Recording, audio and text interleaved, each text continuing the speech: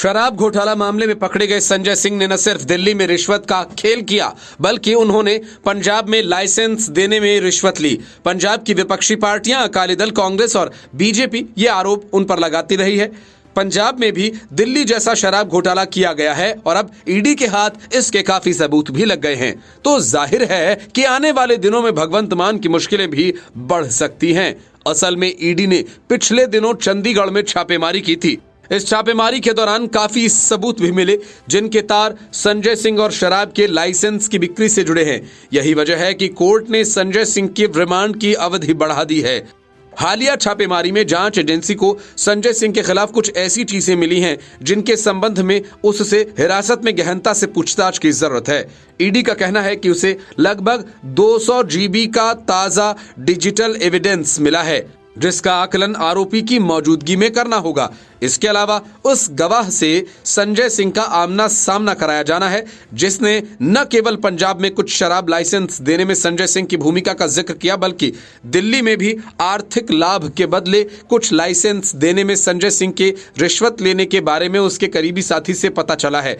इन तथ्यों और परिस्थितियों के मद्देनजर स्पेशल जज M.K. नागपाल ने संजय सिंह की ईडी रिमांड 3 दिन के लिए बढ़ा दी है। अदालत ने जांच अधिकारी को यह सुनिश्चित करने का निर्देश दिया कि जितना भी डिजिटल डेटा है उसका आकलन इस दौरान पूरा हो जाना चाहिए और इसी तरह जिन भी लोगों से आरोपी का आमना सामना कराया जाना है। सुनवाई के दौरान संजय सिंह ने अपने एनकाउंटर किए जाने की आशंका जताई। इस पर अदालत ने जांच अधिकारी और ईडी के सीनियर अधिकारियों को निर्देश दिया कि वह आदेशों के अनुसार आरोपी के हर पहलू की सुरक्षा को सुनिश्चित करेंगे। मामले में ईडी का प्रतिनिधित्व स्पेशल काउंसिल जोहेब हुसैन और स्पेशल पीपी N.K. माटा ने किया। बचाव पक्ष की ओर से सीनियर एडवोकेट रेबेका जॉन ने दलील रखी। ईडी ने दलील दी कि हिरासत के दौरान आरोपी ने बिल्कुल भी सहयोग नहीं किया। उसके हाथ इस केस से जुड़े कुछ गुप्त दस्तावेज लगे हैं, जिनके सोर्स को जानने की आरोपी से कोशिश की गई थी। संजय सिंह अपने मोबाइल फोन की कॉल डिटेल रिकॉर्ड यानी CDR तक पर साइन नहीं कर रहा है और न ही उससे जुड़े नंबर्स को पहचान रहा है। वह अपने पिछले मोबाइल फोन तक के बारे में कुछ नहीं बता रहा। उनसे कुछ ताजे साक्ष्यों के बारे में आगे पूछताछ करनी है। छापेमारी में मिले डिजिटल साक्ष्यों और उनके मोबाइल फोन से मिले डेटा और डंप ईमेल का आकलन अभी भी चल रहा है। Report news of India. Chhattisgarh में विधानसभा चुनाव की तारीखों का ऐलान हो चुका है। बीजेपी ने काफी पहले अपने कुछ उम्मीदवारों की लिस्ट जारी कर कांग्रेस को चौंका दिया था, लेकिन कांग्रेस अब तक एक भी लिस्ट जारी नहीं कर सकी है। कांग्रेस की अब तक की स्क्रीनिंग कमेटी की बैठकें ही चल रही हैं। अब स्क्रीनिंग कमेटी की बैठक की एक तस्वीर तेजी से वायरल हो रही है, जिसे देखने के बाद इस बात का अंदाजा लगाया जा सकता है कि CM Bhupesh Baghel screening committee की बैठक में कितनी गंभीरता दिखाते हैं या फिर उनका मजाक बना रहे हैं। असल में इस तस्वीर के बारे में नेता उम्मीदवारों के नाम पर चर्चा कर रहे हैं और सीएम साहब मोबाइल पर कैंडी क्रश खेल रहे हैं। प्रदेश चुनाव समिति की बैठक में सीएम भूपेश बघेल, प्रभारी Kumari Selja, deputy CM TS Singhdeo, प्रदेश अध्यक्ष दीपक बैज एक बंद कमरे में बैठे थे। दावेदारों के नामों पर चर्चा करने के लिए यह बैठक बुलाई गई थी।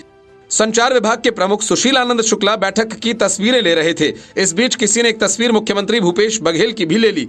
इसमें सीएम कैंडी क्रश खेलते हुए नजर आ रहे हैं। इस तस्वीर के सहारे बीजेपी सीएम भूपेश बघेल की गंभीरता पर सोशल मीडिया में सवाल उठा रही है।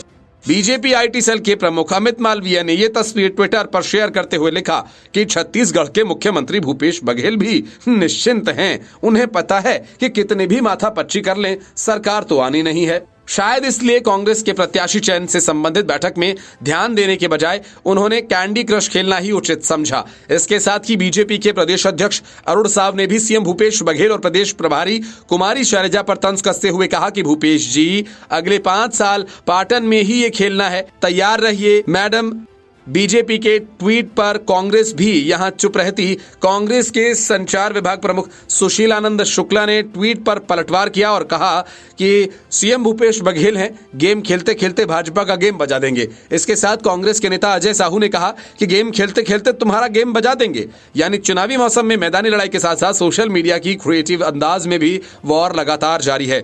फिलहाल इस बैठक के बाद अब तय माना जा रहा है कि 13 अक्टूबर को दिल्ली में होने वाले केंद्रीय चुनाव समिति की बैठक में प्रत्याशी के नामों पर फाइनल मुहर के साथ पहली लिस्ट जारी होगी।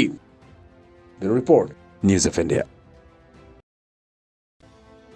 कांग्रेस ने इजराइल पर किए गए आतंकी संगठन हमास के हमलों का समर्थन किया, लेकिन वोट बैंक की खातिर किए गए इस समर्थन के बाद अब कांग्रेस को पीएम मोदी द्वारा इजराइल के साथ खड़े होने के बयान पर आपत्ति है। कांग्रेस नेता सलमान खुर्शीद ने पीएम मोदी के बयान की आलोचना कर डाली और फिलिस्तीन के मुद्दे पर अपना ज्ञान बांट डाला। लेकिन सलमान खुर्शीद ने ये नहीं कहा क्या हमास और फिलिस्तीन दोनों एक हैं। हमास आतंकी संगठन पर जिस प्रकार प्रतिबंध लगा है, यही वजह है कि कई मुस्लिम देशों ने भी हमास के हमले की निंदा कर डाली। जब हमास ने इजराइल पर हमला किया, तब इसके कुछ घंटे बाद ही प्रधानमंत्री मोदी ने हमास के हमले की आतंकी हमला करार देते हुए कहा कि इस मुश्किल घड़ी में भारत इजराइल के साथ खड़ा है। मंगलवार को इजराइल के प्रधानमंत्री बेंजामिन नेतन्याहू ने पीएम मोदी से फोन पर बात की और इस बातचीत में पीएम मोदी ने एक बार फिर ये दोहराया कि भारत इजराइल के साथ है और आतंकवाद के हर रूप की घोर निंदा करता है। मध्य पूर्व के इस्लामिक देश फिलिस्तीन के साथ मजबूती के साथ खड़े दिखते हैं और वो फिलिस्तीनियों के लिए अलग राष्ट्र की भी मांग करते हैं। हालांकि यूएई, बहरीन, मोरक्को जैसे कुछ इस्लामिक देशों का रुख अब इजराइल को लेकर बदल रहा है। यूएई, बहरीन ने तो हमले के लिए हमास की निंदा तक की। भारत में भी इस मामले पर सियासत तेज हो गई है, सियासी चर्चा जारी है, क्योंकि भारत परंपरागत रूप से फिलिस्तीन का समर्थन करता आ रहा है, लेकिन मोदी सरकार खुलकर इजराइल के साथ खड़ी दिख रही है। पूर्व विदेशी सचिव कंवल सिब्बल ने कहा कि हमारे प्रधानमंत्री ने हमास के आतंकी हमले को लेकर तुरंत प्रतिक्रिया दी। वो हमलों से स्तब्ध हैं। हम सभी जानते हैं कि आतंकवाद का मुद्दा भारत के लिए बेहद बड़ा मुद्दा है और हम सभी बड़े अंतर्राष्ट्रीय मंचों पर इसे उठाते रहे हैं। अंतर्राष्ट्रीय समुदाय भी इस बात को लेकर सहमत है कि चाहे उसका कारण कुछ भी हो, आतंकवाद को सही नहीं ठहराया जा सकता। इसलिए हमास और फिलिस्तीनियों के पास भले ही हमले के लिए कोई कारण था, उनके हमले को हम सही नहीं ठहरा सकते। लेकिन कांग्रेस नेता सलमान खुर्शीद इजराइल हमास जंग में भारत के रुख को लेकर सहमत नहीं है। खुर्शीद ने कहा कि भारत को फिलिस्तीन में शांति के प्रयास करने चाहिए थे। खुर्शीद ने कहा कि काश ऐसा होता कि भारत फिलिस्तीन में शांति की स्थापना के लिए कोशिश करता। फिलिस्तीन को लेकर हमारा ऐतिहासिक रिकॉर्ड यही रहा है, लेकिन दुर्भाग्य से अब ये बदल गया। मुझे लगता है कि शांति के लिए मिस्र, कतर और कई देश कोशिश कर रहे हैं, लेकिन भारत इस प्रयास में कहीं नहीं है। मुझे इस बात से निराशा महसूस होती है। प्रधानमंत्री ने अपने बयान में इजराइल का समर्थन किया, लेकिन फिलिस्तीन का जिक्र नहीं किया। इसे लेकर सलमान खुर्शीद ने कहा कि आज दुनिया में जिन मुद्दों का भी हम सामना कर रहे हैं वो बेहद चुनौतीपूर्ण है और उसे लेकर कोई फैसला लेना मुश्किल है, लेकिन हम उन मुद्दों पर अपने इतिहास से सीख सकते हैं।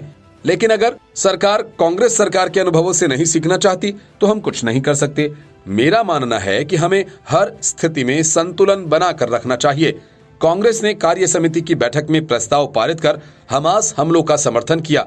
इतना ही नहीं, कांग्रेस ने आतंक से पीड़ित इजराइल का नाम तक लेना मुनासिब नहीं समझा। Bureau report, news of India. Arvind Kejriwal के लाडले विधायक अमानतुल्लाह खान ने दोनों हाथों से पैसे लूटे। दिल्ली वक्फ बोर्ड के अध्यक्ष पद पर रहते हुए अमानतुल्लाह खान ने तो ऐसी लूट मचाई जिसकी कोई सीमा ही नहीं। अमानतुल्लाह खान के ठिकानों पर छापेमारी के अगले दिन ईडी ने आम आदमी पार्टी के इस भ्रष्ट विधायक की पूरी कुंडली खोलकर रख दी। ईडी ने बाकायदा प्रेस रिलीज जारी कर कहा कि उसके पास दस्तावेजी और डिजिटल दोनों तरह के पर्याप्त सबूत हैं।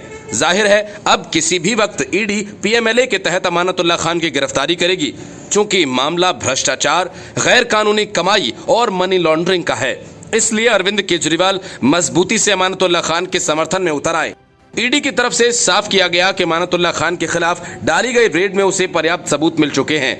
जाहिर है ईडी के इस दावे के बाद आने वाले दिनों में आम आदमी पार्टी के एक और विधायक की मुश्किलें काफी ज्यादा बढ़ सकती हैं। ईडी ने 13 जगहों पर अमानतुल्लाह खान और उनके सहयोगियों से जुड़े ठिकानों पर छापेमारी की थी। ये छापेमारी पीएमएलए एक्ट के तहत की गई थी।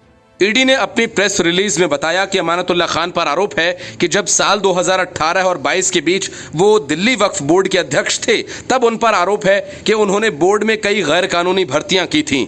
इसके अलावा उन्होंने नियमों का उल्लंघन कर बोर्ड की संपत्ति को किराए पर दिया था और इसी मामले में छापेमारी की गई थी। ईडी ने इस मामले में सीबीआई द्वारा दर्ज की गई एफआईआर के आधार पर कार्रवाई की। सीबीआई ने अमानतुल्लाह पर भ्रष्टाचार की धाराओं में केस दर्ज किया है। ईडी ने कहा कि बाद में दिल्ली पुलिस ने 3 और एफआईआर अमानतुल्लाह खान और उसके सहयोगियों के जांच के बाद दर्ज की थी। इसकी जांच ईडी कर रही है। ईडी ने आरोप लगाया कि जांच में खुलासा हुआ कि अमानतुल्लाह खान ने गैर कानूनी तरीके से मोटी रकम कमाई और इसके बाद इन्हीं पैसों से दिल्ली में अपने सहयोगियों के नाम पर कई सारी प्रॉपर्टीज खरीदी। ईडी के मुताबिक इन ठिकानों पर छापेमारी के दौरान कई रिकॉर्ड और सबूत मिले हैं। ये सबूत फिजिकल और डिजिटल फॉर्म में हैं। इन सभी सबूतों को ईडी ने सीज कर लिया है। ईडी का यह दावा है कि ये सबूत इस बात की ओर इशारा करते हैं कि अमानतुल्लाह खान मनी लॉन्ड्रिंग में शामिल रहे हैं। सीएम केजरीवाल आज अमानतुल्लाह खान के साथ खड़े नजर आए। केजरीवाल ने कहा कि मोदी सरकार आम आदमी पार्टी को मिटाना चाहती है। इसके साथ ही केजरीवाल ने केंद्र सरकार को चुनौती देते हुए यह भी कहा कि किसी भी घोटाले का वो सबूत दिखा दें। केजरीवाल ने दावा किया यह भी जांच पड़ताल फर्जी है। सीएम ने कहा कि उनका लक्ष्य करप्शन को खत्म करना नहीं बल्कि सिर्फ परेशान करना है। केजरीवाल ने कहा कि नेताओं के खिलाफ सभी मामले झूठे हैं। पार्टी को खत्म करने का एक अभियान चलाया जा रहा है। Report news of India. बंगला बचाने के लिए राघव चड्ढा आम आदमी पार्टी के फैमिली वकील अभिषेक मनु सिंघवी के साथ साथ कपिल सिब्बल को भी लेकर मौके पर पहुंचे और कहा कि फ्लैट में मेरी हत्या हो सकती है, इसलिए मेरे लिए यही बड़ा वाला बंगला जरूरी है। असल में अब तक मनीष सिसोदिया और सत्येंद्र जैन की गिरफ्तारी के बाद लगातार ये दलील दी जा रही है कि केंद्र सरकार दिल्ली के विकास को रोकना चाहती है। केजरीवाल का ये तर्क ज्यादा घिस गया तो अब पहले संजय सिंह ने अदालत में कहा कि ईडी उनकी हत्या करना चाहती है, उसके बाद पूरी पार्टी ने यही दोहराया और अब राघव चड्ढा ने भी अपनी हत्या की आशंका की कहानी बंगले को बचाने के लिए लिख डाली। राघव चड्ढा ने दिल्ली हाईकोर्ट में सुरक्षा और आतंकी धमकियों का हवाला दिया। राघव चड्ढा के वकील अभिषेक मनु सिंघवी ने दिल्ली हाईकोर्ट के समक्ष कहा कि उनको 8 सितंबर 2022 में उपराष्ट्रपति जगदीप धनखड़ ने टाइप 7 बंगला आवंटित किए जाने को मंजूरी दी थी, क्योंकि पंजाब से उनको मिल रही धमकियों की वजह से Z+ सुरक्षा मिली है। उन्होंने कहा कि सुरक्षा पुनरीक्षण समिति ने भी टाइप 6 बंगले को मेरी सुरक्षा के लिहाज से अनुपयुक्त बताया था। चड्ढा के वकील सिंघवी ने यह दलील भी दी कि रोजाना सैकड़ों लोग उनसे मिलने आवास पर आते हैं, लिहाजा सुरक्षा और जन सुविधा दोनों के लिहाज से टाइप 7 बंगला ही उपयुक्त है। हाईकोर्ट में राघव ने दलील दी कि मेरे घर को सुरक्षा घेरे के मुताबिक न देना खतरनाक है। सिंघवी ने कहा कि राज्यसभा के 245 में से 115 सांसदों को उनके रुतबे और अधिकृत स्तर से ज्यादा ऊंचे स्तर का आवास मिला हुआ है।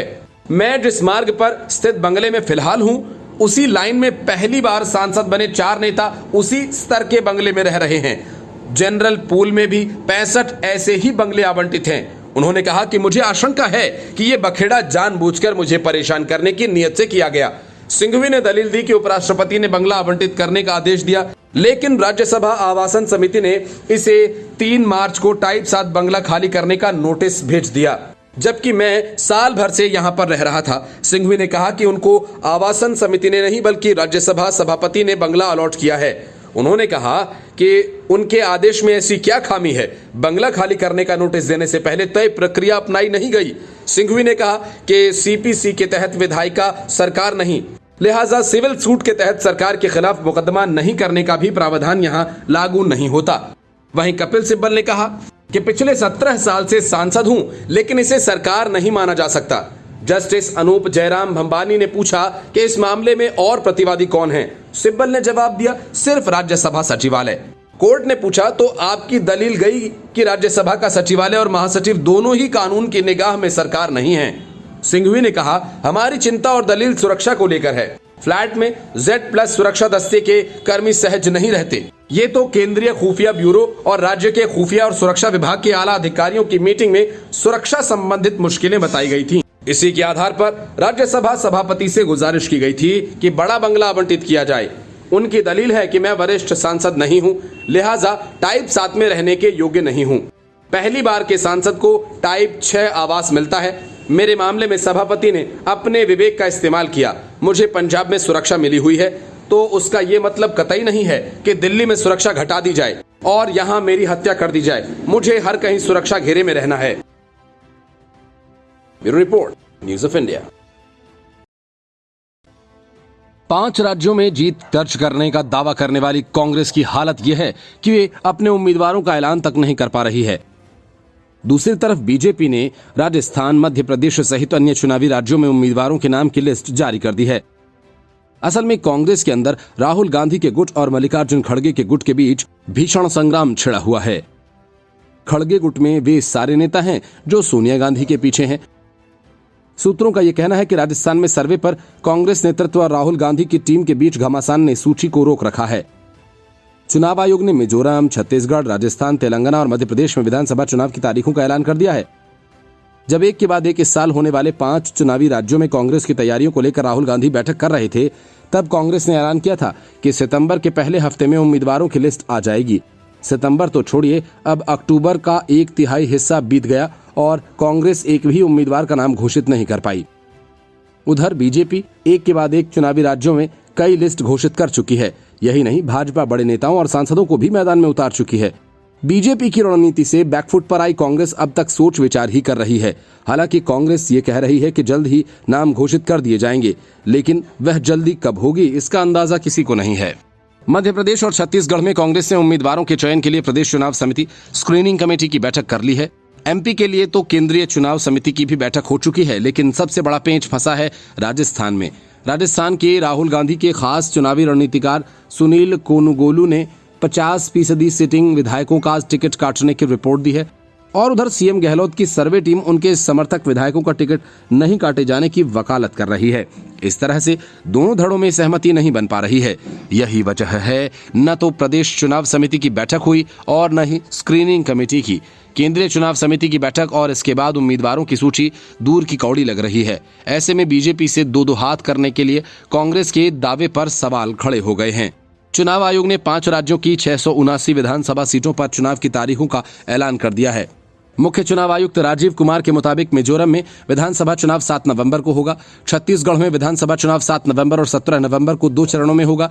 मध्य प्रदेश में विधानसभा का चुनाव करने के लिए 17 नवंबर की तारीख तय की गई है। वहीं राजस्थान में विधानसभा चुनाव के लिए मतदान 25 नवंबर को होगा। तेलंगाना में विधानसभा चुनाव के लिए मतदान 30 नवंबर को होगा। सभी राज्यों में वोटों की गिनती 3 दिसंबर को होगी। Bureau report, news of India.